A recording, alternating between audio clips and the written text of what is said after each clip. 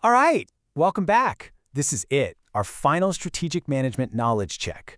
We put in the hours, right? We've absorbed the theories, analyzed the case studies. So in this explainer, we're going to take all of that and see what actually stuck when we put it to the test.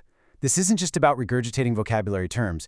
It's about seeing where these concepts actually meet real-world application, really bridging that gap between classroom theory and boardroom execution. So, I want you to actively participate here. Don't just sit back and let the answers wash over you. When the questions pop up, try to actively recall what we've learned. The cognitive science is actually super clear on this. Forcing your brain to retrieve info builds much stronger neural pathways.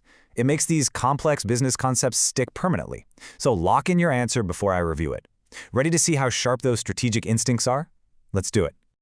Okay, round one. We're starting right at the foundation with a fundamental question about the core purpose of strategy itself. Before we build fancy matrices or argue over resource allocation, we kind of have to agree on what all these models and theories are actually trying to achieve in the first place. Think carefully about the ultimate endgame for any executive team. What is the primary focus of strategic management? Here are your options. Is it strategic analysis, strategy formulation, strategy implementation, or overall optimal performance of the enterprise? Now look, all of these are absolutely critical components of the process, for sure.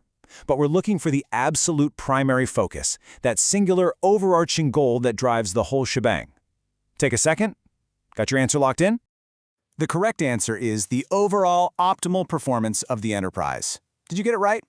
While analysis, formulation, and implementation are vital steps we take, they're really just a means to an end. Think of it like this.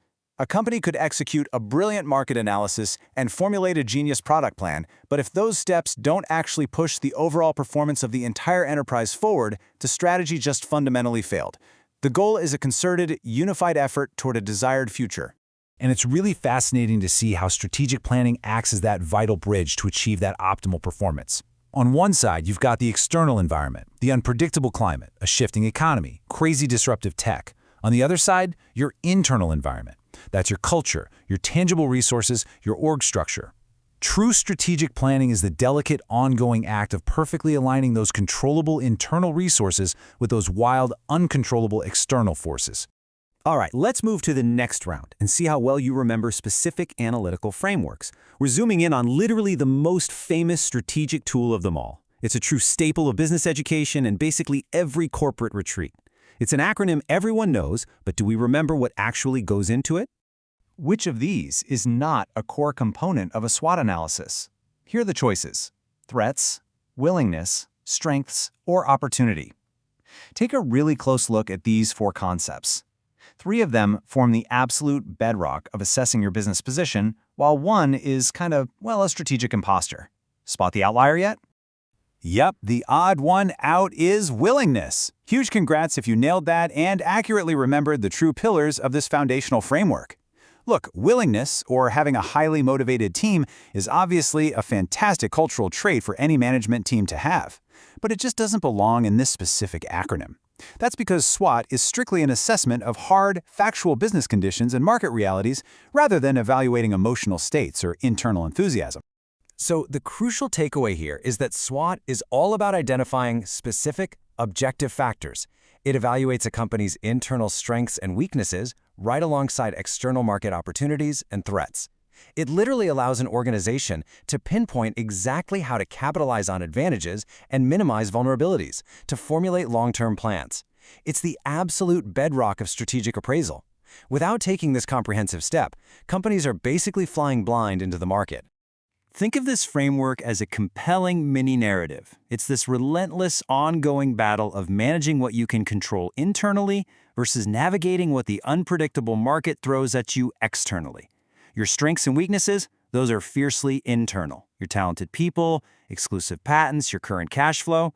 Opportunities and threats, on the other hand, are strictly external, like aggressive competitor moves, rapidly changing government regulations, or sudden economic shifts.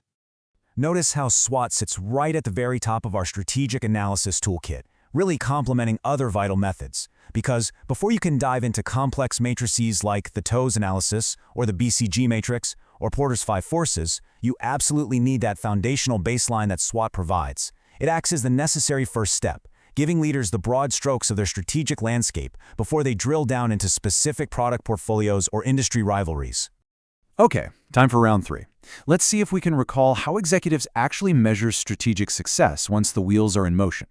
Formulating the plan is one thing, but how do we know if we're actually winning in real time? We need a framework to identify, improve, and control internal operations and map out their resulting external outcomes. So, what's your pick for this measurement tool? Is it pestle analysis, Porter's 5 forces, the McKinsey 7S framework, or the balanced scorecard? I'll drop a little hint for you here. The correct answer perfectly balances traditional financial measures with the critical operational drivers of future success. Lock in your choice before we reveal it. Boom! The correct answer is the balanced scorecard.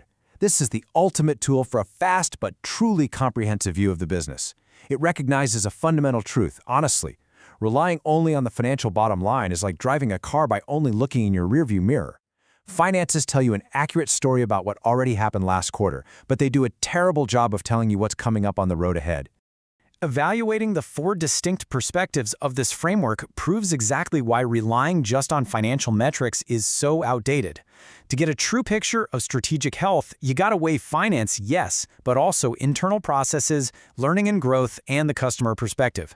Think about it. If your internal processes are broken today, or your employees aren't learning new skills this month, your financial perspective is practically guaranteed to plummet in the near future.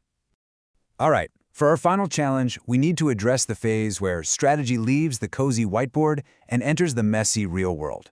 This is widely considered the absolute hardest part of business. It's the critical phase that enacts plans to ensure a strategy doesn't just remain a theoretical map, but becomes a reality.